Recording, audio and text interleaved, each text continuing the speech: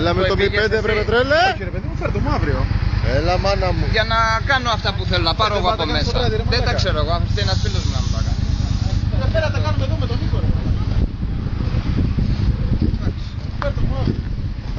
Φέρ' το μου γιατί δεν θα μείνουν λεφτά όλο και κάτι άλλο το προμαδάκι. Να σου φέρω και τα χαρτιά της εγγύησης. Εντάξει, καλά αυτά. Φέρ' τώρα δεν είναι... Λίωνε.